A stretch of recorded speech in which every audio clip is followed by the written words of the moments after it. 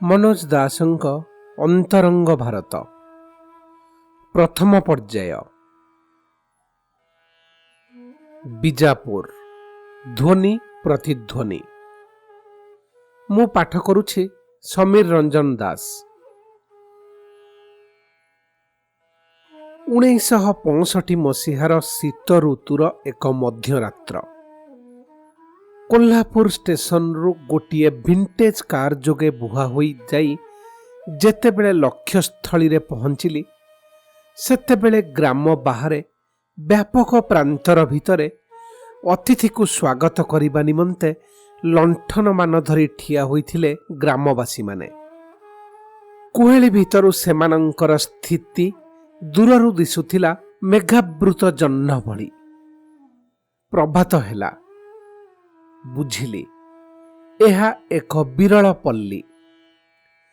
ସେତେବେଳେ ମହୀଶୂର ନାମରେ ବିଦିତ ବର୍ତ୍ତମାନର କର୍ଣ୍ଣାଟକର ବିଜାପୁର ଜିଲ୍ଲାର ସେ ଗ୍ରାମଟି ଗୋଟିଏ ମଧ୍ୟଯୁଗୀୟ ଦୁର୍ଗର ବହିଃପ୍ରାଚୀର ଭିତରେ ଅବସ୍ଥିତ। ଶୃଗାଳ ବର୍ଗ ଅଧ୍ୟୁଷିତ ଯୋଡ଼ିଏ ତିନୋଟି ପ୍ରଶସ୍ତ କକ୍ଷକୁ ଛାଡ଼ିଦେଲେ ଦୁର୍ଗର ଅନ୍ୟ ସବୁ କୋଠା ଭୂମିସାତ୍। ସେସବୁ ଧ୍ୱଂସାବଶେଷ ନିର୍ଗତ ପଥର ସବୁ ଗ୍ରାମବାସୀମାନଙ୍କର ଛୋଟ ଛୋଟ ଗୃହ ନିର୍ମାଣରେ ନିୟୋଜିତ। ଗ୍ରାମର ନାମ ହାଲାସାଙ୍ଗି, ଅର୍ଥାତ୍ ହଳର ସାଥୀ। କେଡ଼େ ଆସ୍ଫାଳନ, ଆସ୍ପର୍ଦ୍ଧା ଓ ବିଳାସର ପଟ୍ଟଭୂମି ଥିଲା ଦିନେ ଏ ଦୁର୍ଗ। ସବୁ ଉଭେଇ ଯାଇଛି। ଅବ୍ୟାହତ ରହିଛି ହଳ। ରହିଛନ୍ତି ହଳର ସାଥୀବର୍ଗ। ଅଦୂରରେ ଭୀମା ନଈ, ତା କୂଳରେ ମିଳିଛି ବହୁ ମାନବ ଅସ୍ଥି। କୌଣସି ଏକ ଯୁଦ୍ଧର ଅବଶେଷ। ତହିଁ ଉପରେ ଘାସ ବଣବୁଦା ଅଜସ୍ର। ସେସବୁ ଉପରେ ବିଚରଣ କରୁଥାନ୍ତି ଦଳ ଦଳ ମୟୂର। ହଁ, ସେ ଗ୍ରାମ ଭିତରେ ବି ମୟୂରମାନଙ୍କର ସ୍ୱଚ୍ଛନ୍ଦ ବିଚରଣ ମୋତେ ଚମତ୍କୃତ କରିଥିଲା। ସେମାନେ ପୋଷା ନୁହନ୍ତି, ସ୍ୱାଧୀନ। କିନ୍ତୁ ନିର୍ଭୟରେ ସେମାନେ ବୃକ୍ଷାଗ୍ରରୁ ଘର ଛାତ ଉପରକୁ ତତ୍ପରେ ଅଗଣାକୁ ଅବତରଣ କରି ମଣିଷମାନଙ୍କ ପ୍ରତି ଏଭଳି କଟାକ୍ଷପାତ କରନ୍ତି, ସତେଅବା ଅବସ୍ଥା ପର୍ଯ୍ୟବେକ୍ଷଣ କରିବା ନିମନ୍ତେ ସେମାନେ କୌଣସି ଉଚ୍ଚତର ଶକ୍ତିଠୁ ଅଧିକାର ପ୍ରାପ୍ତ ହୋଇ ଆସିଛନ୍ତି। ସେ ଗ୍ରାମରେ ମୁଁ କନ୍ନଡ଼ ଭାଷାର ଜଣେ ସମ୍ମାନାସ୍ପଦ ପରଲୋକଗତ କବି ମଧୁର ଚେନ୍ନାଙ୍କ ପୁତ୍ରମାନଙ୍କର ଅତିଥି ହୋଇଥିଲି। କନ୍ନଡ଼ ସାହିତ୍ୟିକମାନଙ୍କର ଭିତରେ ମଧୁର ଚେନ୍ନା ହିଁ ପ୍ରଥମେ ଶ୍ରୀଅରବିନ୍ଦଙ୍କୁ ଚିହ୍ନିଥିଲେ। ତାଙ୍କ ସଂସ୍ପର୍ଶରେ ଆସି ଶ୍ରୀଅରବିନ୍ଦଙ୍କ ଭାବଧାରାରେ ପ୍ରଭାବିତ ହୋଇଥିଲେ ପ୍ରଖ୍ୟାତ କବି ଦତ୍ତାତ୍ରେୟ ବେନ୍ଦ୍ରେ, ପରେ ଅନ୍ୟମାନେ। ଦିନକର ପ୍ରଭାତରେ ସେ ଜନପଦର ସ୍ନେହ ସଜଳ ସଜନ୍ୟମାନଙ୍କଠାରୁ ବିଦାୟ ନେଇ ବାହାରିଲି ବିଜାପୁର ଅଭିମୁଖେ। ମଧୁର ଚେନ୍ନାଙ୍କ ଜ୍ୟେଷ୍ଠ ପୁତ୍ର ପୁରୁଷୋତ୍ତମ ଓ ଜଣେ ବିଶିଷ୍ଟ ଅନୁବାଦକ M.R. ଜାହାଗୀରଦାର ହେଲେ ମୋର ସାଥୀ।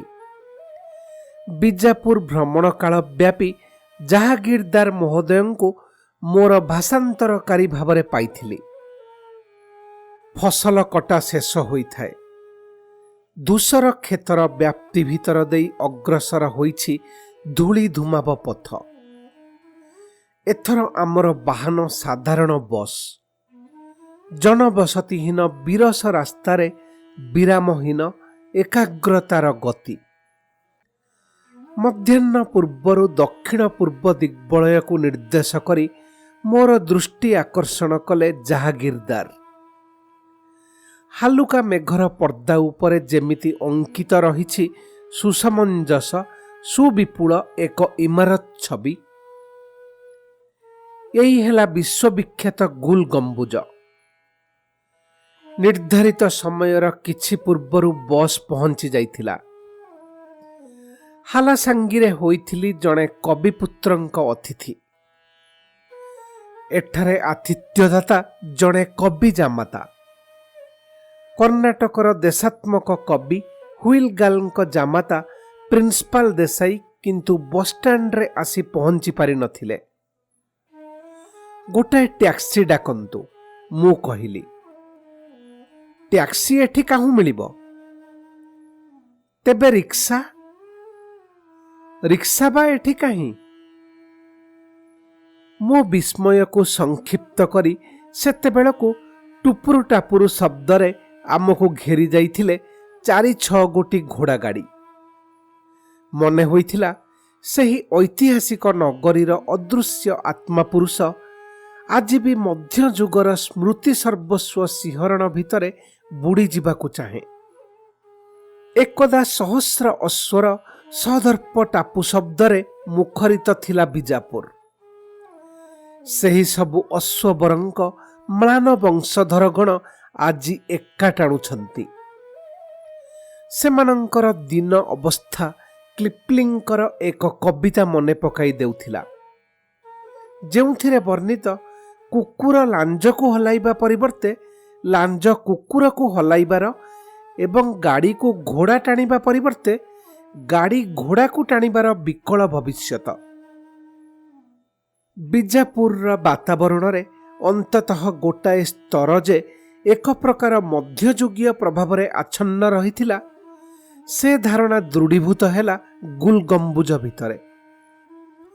ସପ୍ତଦଶ ଶତାବ୍ଦୀର ଆଦ୍ୟ ପର୍ଯ୍ୟାୟରେ ନିର୍ମିତ ସୁଲତାନ ମହମ୍ମଦ ଆଲିଦ ଶାହାଙ୍କ ସମାଧି ଉପରେ ପ୍ରାୟ 200 ଫୁଟ ଉଚ୍ଚ ଏହି ଅଦ୍ୱିତୀୟ ଗୋଲାକୃତି ଇମାରତର ବିଶେଷ ଆକର୍ଷଣ ହେଲା ତା ଅଭ୍ୟନ୍ତରରେ ସୃଷ୍ଟି ହେଉଥିବା ପ୍ରତିଧ୍ୱନି। ସ୍ୱଳ୍ପାଲୋକିତ ଭିତର ବାଲକୋନିରେ ବେଞ୍ଚ ସବୁ ଉପରେ ବସି ରହିଥାନ୍ତି ଇତସ୍ତତଃ କେତେଜଣ ତନ୍ଦ୍ରାଚ୍ଛନ୍ନ ଯୁବକ ଓ ପ୍ରୌଢ଼। କଥା ନାହିଁ, ହେତୁ ନାହିଁ, ହଠାତ୍ ମଧ୍ୟେ ମଧ୍ୟେ ମୁଖ ବ୍ୟାଦାନ କରି ସେମାନେ ପ୍ରବଳ ରଡ଼ିଟିମାନ ଛାଡ଼ୁଥାନ୍ତି ଓ ପୁଣି ଆଖି ବୁଜି କାନ୍ଥକୁ ଆଉଜି ପଡ଼ି ନିଜ କଣ୍ଠର ଭୌତିକ ପ୍ରତିଧ୍ୱନି ଲହରୀରେ ଅବଗାହନ କରି ସ୍ୱପ୍ନାବିଷ୍ଟ ରହୁଥାନ୍ତି। ପ୍ରତିଥରର ଧ୍ୱନି 21 ଥର ପ୍ରତିଧ୍ୱନିତ ହୁଏ। ସେହି ବିଚିତ୍ର ନିଶାଗ୍ରସ୍ତ ବ୍ୟକ୍ତିମାନଙ୍କୁ ଲକ୍ଷ୍ୟ କରୁଥିଲି ଯେତେବେଳେ ପୁରୁଷୋତ୍ତମ ଓ ଜାହାଗୀରଦାର ଇମାରତ ବୁଲି ଦେଖୁଥିଲେ। ଯେପରି କୌଣସି ଅଶରୀରୀ ଶକ୍ତିର ଆଦେଶ ପ୍ରତି ଏକାନ୍ତ ଅନୁଗତ ସେହି ଅବସନ୍ନ ବ୍ୟକ୍ତିଗଣ। ସେମାନଙ୍କ ଧ୍ୱନିକୁ ଯେମିତି ସେ ଶକ୍ତି ଅଚିରେ ନିଜର ଅଟ୍ଟହାସ୍ୟରେ ପରିଣତ କରୁଥିଲା। ସେମାନଙ୍କ କଣ୍ଠରୁ ନିର୍ଗତ ହୋଇଯିବା ମାତ୍ରେ ସେ ଧ୍ୱନି ଯେପରି ଆଉ କାହାରି ଆଜ୍ଞାବହ ବନିଯାଉଥିଲା। ବାହାର ବାଲକୋନିକୁ ଆସିବା ବେଳକୁ ଅସ୍ତ ସୂର୍ଯ୍ୟର ଆଭାରେ ନିଦ୍ରାଳୁ ଦିଶୁଥିଲା ବିଜାପୁର। ସାରା ସହର ସତେଅବା ଏକ ବିଗତ ବାସ୍ତବତାର ପ୍ରତିଧ୍ୱନି। ତୁରସ୍କର ସମ୍ରାଟ ସୁଲତାନ ଦ୍ୱିତୀୟ ମୁରାଦ ଥିଲେ ବିଚିତ୍ର ପ୍ରକୃତିର ମଣିଷ। ପଞ୍ଚଦଶ ଶତାବ୍ଦୀର ପ୍ରଥମାର୍ଦ୍ଧରେ ସେ ରାଜଗାଦିରେ ବସିବା ମାତ୍ରେ ବିଶାଳ ଅଟୋମାନ ସାମ୍ରାଜ୍ୟକୁ ପରସ୍ପର ଶତ୍ରୁତା ସର୍ବସ୍ୱ ଭିନ୍ନ ଭିନ୍ନ ଶାସକଙ୍କ କବଳରୁ ମୁକୁଳାଇ ନିଜର ସାର୍ବଭୌମ କର୍ତ୍ତୃତ୍ୱରେ ରଖିବା ନିମନ୍ତେ ଉଦ୍ୟମ ଆରମ୍ଭ କରିଥିଲେ। ଏ ଉଚ୍ଚାକାଂକ୍ଷା ସହ ମିଶିଥାଏ ପୁଣି ଗୋଟାଏ ପ୍ରକାର ସାମୟିକ ବୈରାଗ୍ୟ ଭାବ। କେମିତି କୌଣସି ଅଜ୍ଞାତ ସ୍ଥାନକୁ ପଳାଇ ଯାଇ ଆତ୍ମଗୋପନ କରିବେ ସେ ସ୍ୱପ୍ନ ସେ ଦେଖୁଥାନ୍ତି। ମୁରାଦ ହେଉଛନ୍ତି ପ୍ରଥମ ଅଟୋମାନ ସୁଲତାନ ଯାହାଙ୍କ ଦରବାରରେ କବି, ଦାର୍ଶନିକ ଓ କଳାକାରମାନଙ୍କର ବିଶେଷ ସମାବେଶ ଘଟିଥିଲା।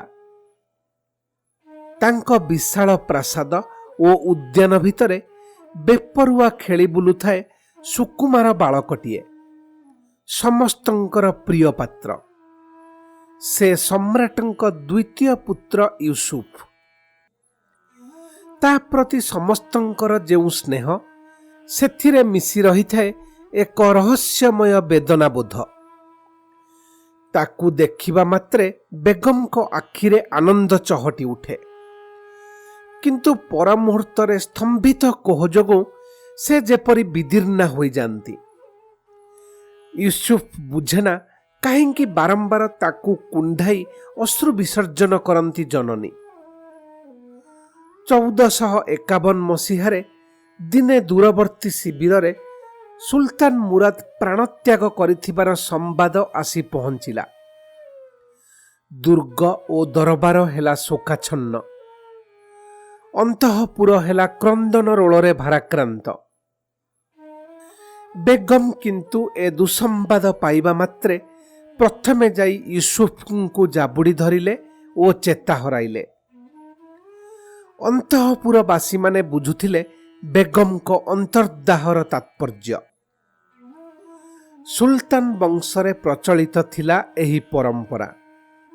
ସୁଲତାନଙ୍କ ମୃତ୍ୟୁ ସଙ୍ଗେ ସଙ୍ଗେ ମାତ୍ର ଯୁବରାଜଙ୍କୁ ଛାଡ଼ି ଅନ୍ୟ ରାଜପୁତ୍ରମାନଙ୍କୁ ସସମ୍ମାନେ ହତ୍ୟା କରାଯିବ।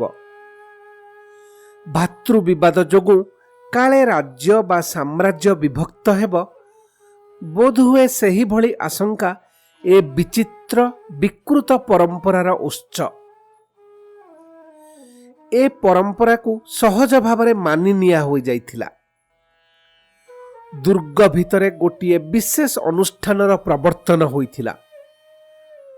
ଭାବପ୍ରବଣତାର ବଶବର୍ତ୍ତୀ ନ ହୋଇ ପରମ୍ପରା ଅବ୍ୟାହତ ରଖିବା ଦିଗରେ ସେ ଅନୁଷ୍ଠାନର ଦାୟିତ୍ୱବାନ ସଦସ୍ୟଗଣ ବିହିତ ପଦକ୍ଷେପ ନେଉଥିଲେ। ସଂଜ୍ଞା ଫେରିଆସିବା ପରେ ଏଥର ବେଗମ ମଧ୍ୟ ନେଲେ ଦୃଢ଼ ପଦକ୍ଷେପ। ଦୃଢ଼ କିନ୍ତୁ ଗୋପନୀୟ ତଥା ଭୟଙ୍କର। ସେ ୟୁସୁଫର ନିଧନ ଚାହାନ୍ତି ନାହିଁ। ଏକଥା ପ୍ରକାଶ କରିବା ଅସମ୍ଭବ। ତାଙ୍କର ଏ ଦୁର୍ବଳତା ପ୍ରକାଶ ପାଇଗଲେ ଆମାତ୍ୟ ମହଲରେ ଦେଖାଦେବ ଅସନ୍ତୋଷ। ତାର ପରିଣତି ରାଜ୍ୟ ପାଇଁ ଅଶୁଭ। ବେଗମକୁ ବୁଝାଇଲେ ଜଣେ ପ୍ରବୀଣ ମନ୍ତ୍ରୀ। ସାମାନ୍ୟ ଗୋଟାଏ ଶିଶୁର ଜୀବନ ପାଇଁ ଜନନୀ ସୁଲଭ ଦୁର୍ବଳତା ସାମ୍ରାଜ୍ୟର ମୂଲ୍ୟ ଆଗରେ ତୁଚ୍ଛ। ରାତ୍ରି ନିକଟ ହୋଇ ଆସୁଛି। ପ୍ରାସାଦର ସୁସଜ୍ଜିତ ଦରବାର ପ୍ରକୋଷ୍ଠରେ ବେଗମଙ୍କ ଜ୍ୟେଷ୍ଠ ପୁତ୍ରର ହେବ ଅଭିଷେକ। ସେହି କାଳରାତ୍ରିରେ ପ୍ରାସାଦର ଅନ୍ଧାରୁଆ ଅଭ୍ୟନ୍ତରର ଅନ୍ୟ ଏକ ପ୍ରକୋଷ୍ଠରେ ସୁସୁପ୍ତ ତାଙ୍କ ଦ୍ୱିତୀୟ ପୁତ୍ରର ହେବ ଜୀବନାବସାନ। ସେ ଅନୁଷ୍ଠାନ ତୁଲାଇବା ପାଇଁ ବିଶେଷ ଘାତକ ଜଣକ ପ୍ରସ୍ତୁତ ହେଉଛନ୍ତି। ବେଗମଙ୍କର 2 ଜଣ ବିଶ୍ୱସ୍ତ ପରିଚାରିକା ଯାଇ ନଗରୀ ଉପକଣ୍ଠରୁ ଏକ ଗରିବ ବସତିରୁ ୟୁସୁଫଙ୍କ ବୟସ ଓ ଚେହେରାର ଅନୁରୂପ ଗୋଟିଏ ବାଳକକୁ ସଂଗ୍ରହ କରି ଆଣିଲେ। ଯେତେବେଳେ ସହର ତଳିର ମଳିନ ବେଶ କ୍ଷୁଧିତ ସେ ବାଳକଟିକୁ ଗୋପନ ଦ୍ୱାର ଦେଇ ପ୍ରାସାଦ ଭିତରକୁ ନିଆଯାଇଥିବ, ସୁବାସିତ ନୀରରେ ସ୍ନାନ କରାଇ ରାଜକୀୟ ବେଶରେ ସଜ୍ଜିତ କରି ତା ଆଗରେ ସ୍ୱପ୍ନାତୀତ ସୁଖାଦ୍ୟ ପରସି ଦିଆଯାଇଥିବ, ସେତେବେଳେ ହୁଏତ ସେ ବିହ୍ୱଳ ଅନୁଭବ କରିଥିବ। ଭାଗ୍ୟଚକ୍ରର ସେ ଅଚାନକ ଘୂର୍ଣ୍ଣନକୁ ପରେ ବିଶ୍ଳେଷଣ କରି ଦେଖିବ ବୋଲି ଭାବି ତା ଆଗରେ ରଖାଯାଇଥିବା ପାନୀୟ ଶେଷ କରି ସୁଖ ନିଦ୍ରାରେ ଢଳି ପଡ଼ିଥିବ। ଦୁଗ୍ଧ ଫେନ ନିଭ ଶଯ୍ୟାରେ ତାର ସେ ବିହ୍ୱଳ ଭାବର ଆଉ ଅବସାନ ହୋଇନାହିଁ। ଯଥା ସମୟରେ ଘାତକ ତାର କାର୍ଯ୍ୟ ସମ୍ପନ୍ନ କରି ବାହାରିଗଲା। ପ୍ରଭାତରେ ୟୁସୁଫର ମୃତଦେହ ବିଚାରରେ ସସମ୍ମାନେ ସେହି ବାଳକ କ୍ରୀତଦାସର ଶେଷକୃତ୍ୟ ନିର୍ବାହିତ ହେଲା।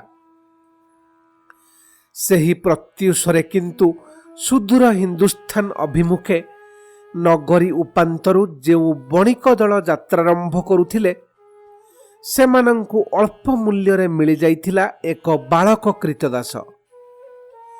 କ୍ରୀତଦାସ ୟୁସୁଫର ସ୍ମୃତିରୁ ତାର ରାଜକୀୟ ଅତୀତ ଲିଭିଗଲା ନାହିଁ। ସେ ସ୍ମୃତି ନିର୍ଣ୍ଣିତ କଲା ତାର ଭବିତବ୍ୟ।